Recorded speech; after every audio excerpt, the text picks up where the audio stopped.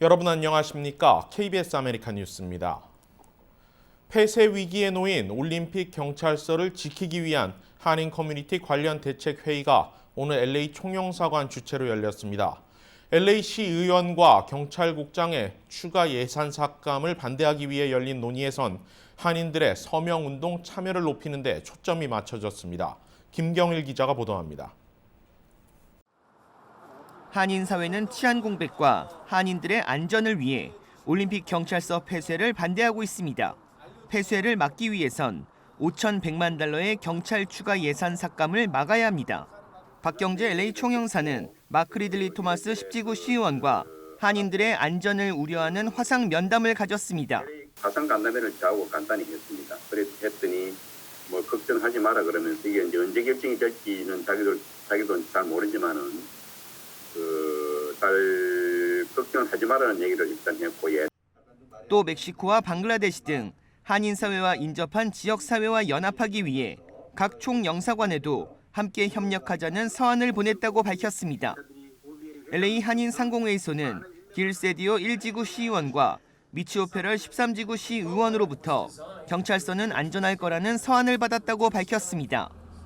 그러나 문제는 공식적인 답변으로 15명의 시의원 중 12명의 시의원이 올림픽 경찰서 폐쇄에 손을 들어주고 있다는 것입니다. 한인 사회는 올림픽 경찰서 폐쇄 반대와 LA 경찰국 예산 삭감을 반대하는 온라인 서명 운동을 이어가고 있습니다. 어제 하루 2천여 명이 참여했지만 10만 명을 1월 5일까지 채우기에는 어려운 실정입니다.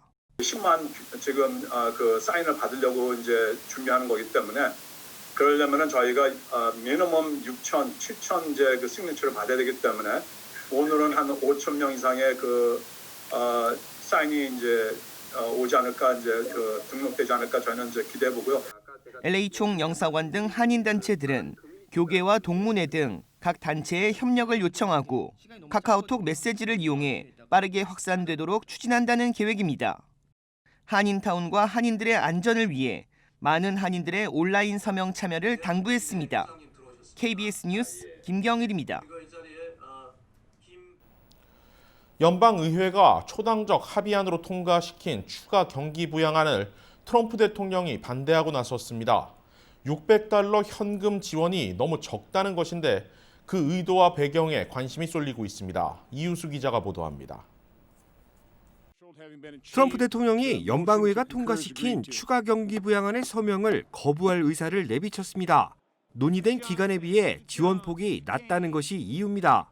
Congress started negotiations on a new package to get urgently needed help to the American people. It's taken forever.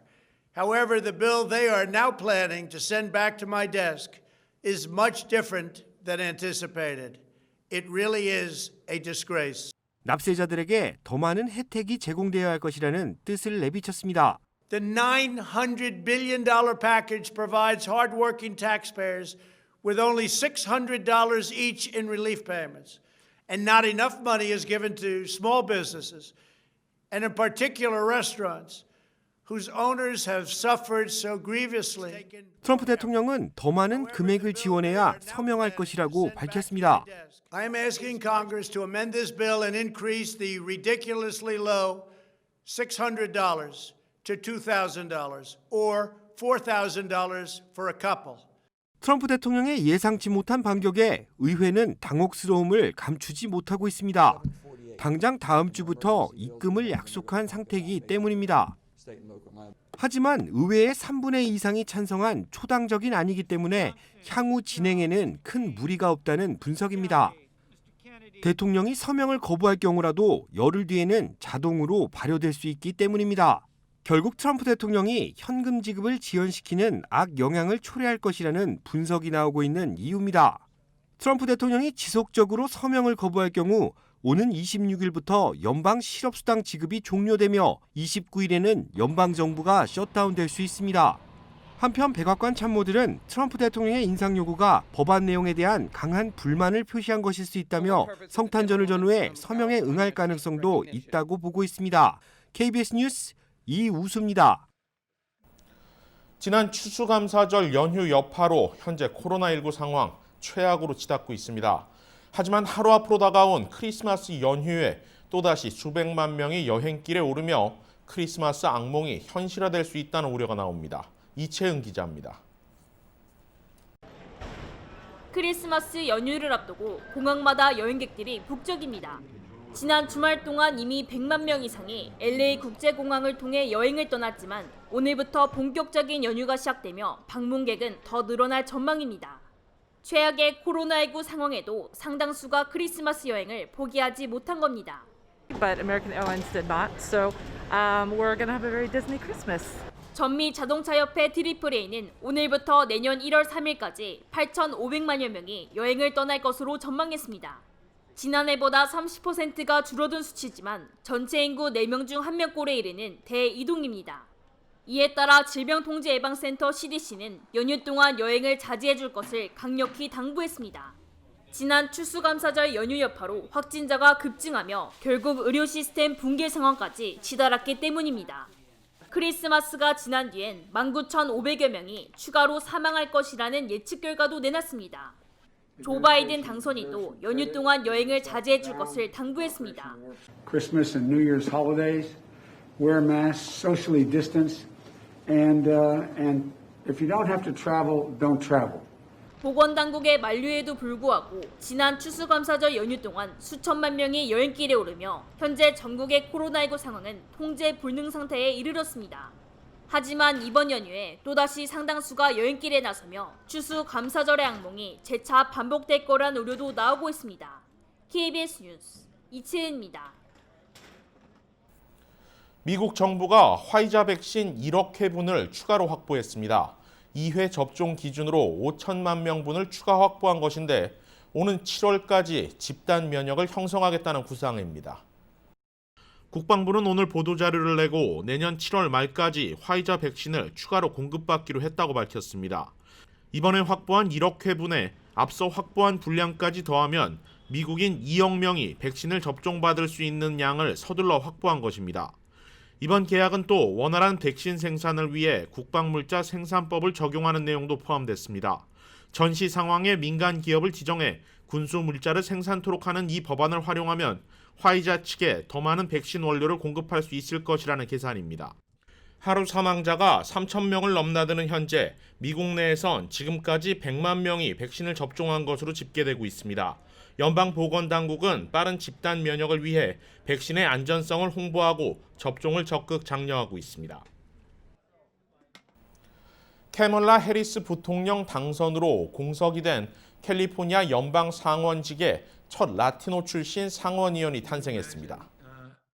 게빈 뉴섬 캘리포니아 주지사는 오늘 알렉스 파디아 캘리포니아주 총무처 장관을 공석이 된 캘리포니아주 연방 상원의원으로 임명했습니다. 각 주마다 2명씩인 연방 상원의원직은 매 4년마다 선거를 통해 선출하는 선출직이지만 이번 사례와 같이 임기 중에 공석이 발생하면 각 주의 주지사가 자녀 임기를 이어갈 후임자를 지명하는 권리가 있습니다. 알렉스 파디아 신임 연방 상원의원은 LA 시의원과 시의장을 역임한 바 있는 한인 사회와도 친숙한 정치인입니다. 올해 47살로 멕시코 출신 이민자이자 라틴계 최초의 캘리포니아주 연방 상원의원입니다. 알렉스 파디아 신임 연방 상원의원은 내년 1월 20일부터 상원의원으로 활동을 시작하며 임기는 오는 2022년까지입니다. 조 바이든 차기 행정부에 한인 고위직이 탄생할 가능성이 다시 부각되고 있습니다. 앤디 킴 뉴저지주 연방 하원의원은 어제 조지아주 상원 결선을 앞두고 민주당과 조지아주 한인 유권자들과의 화상 미팅에서 데이빗 킴 캘리포니아주 교통청장의 바이든 행정부 합류를 예상했습니다. 앞서 데이빗 킴 청장은 차기 행정부의 교통부 장관으로 입각될 가능성이 제기됐으나 무산된 바 있습니다.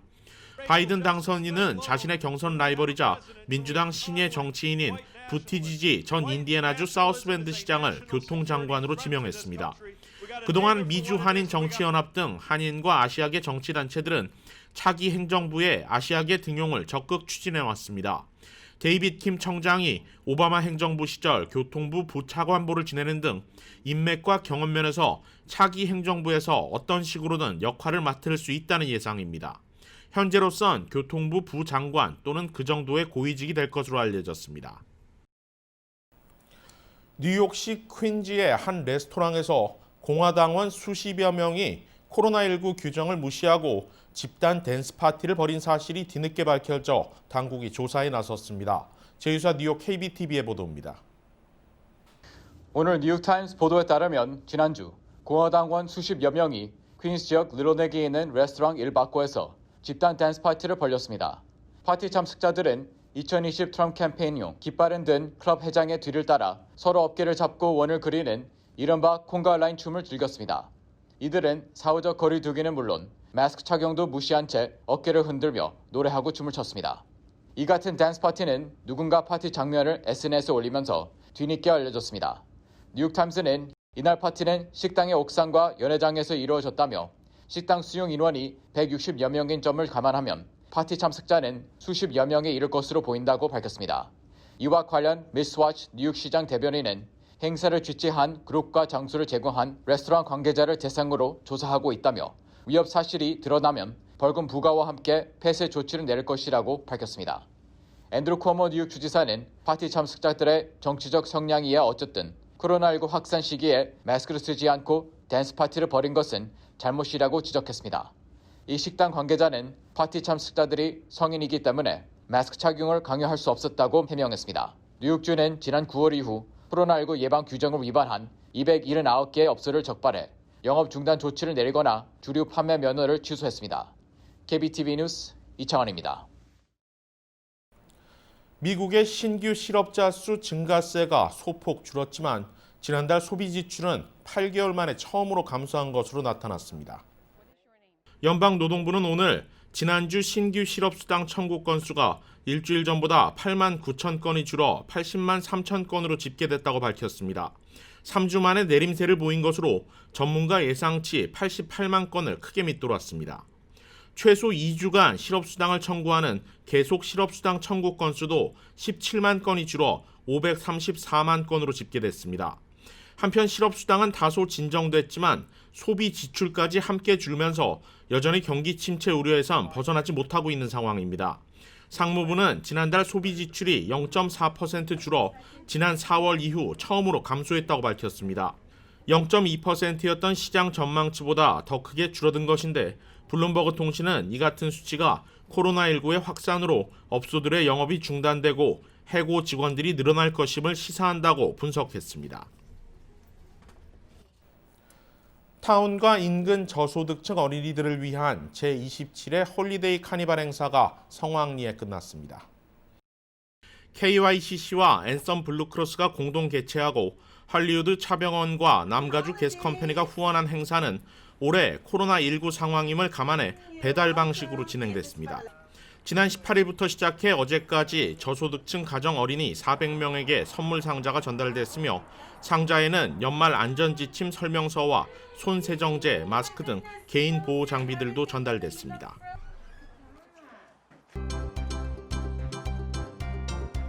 오늘의 주요 단신입니다. LA 카운티의 코로나19 사망자가 9,000명을 넘어섰습니다.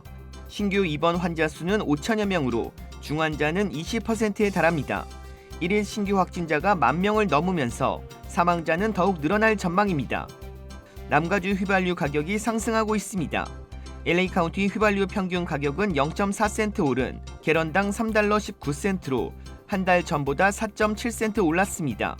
오렌지 카운티도 0.7센트 오른 갤런당 3달러 17센트로 한 달 전보다 6.4센트 높아졌습니다. 오렌지 카운티 병원 4곳의 간호사들이 파업 시위를 벌였습니다.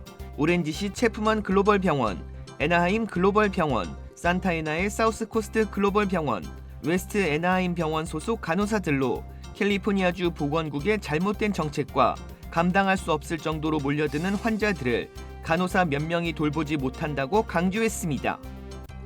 대선 조작에 휘말린 투표기 업체가 도널드 트럼프 캠프 측과 매체를 상대로 소송을 제기했습니다. 트럼프 측 인사들은 일부 주의 개표기가 조 바이든 당선인에게 유리하게 목표를 바꿔치기했다고 주장하고 있습니다. LA 클리퍼스가 NBA 개막전에서 디펜딩 챔피언 LA 레이커스를 116대 109로 제압했습니다. 폴 조지가 33.6리바운드, 카와이 레너드가 26점으로 팀 승리를 이끌었습니다. 케빈 듀란트가 부상에서 돌아온 브루클린 네츠는 개막전에서 골든 스테이트 워리어스를 상대로 125대 99로 크게 이겼습니다. KBS 아메리칸 뉴스 마칩니다. 고맙습니다.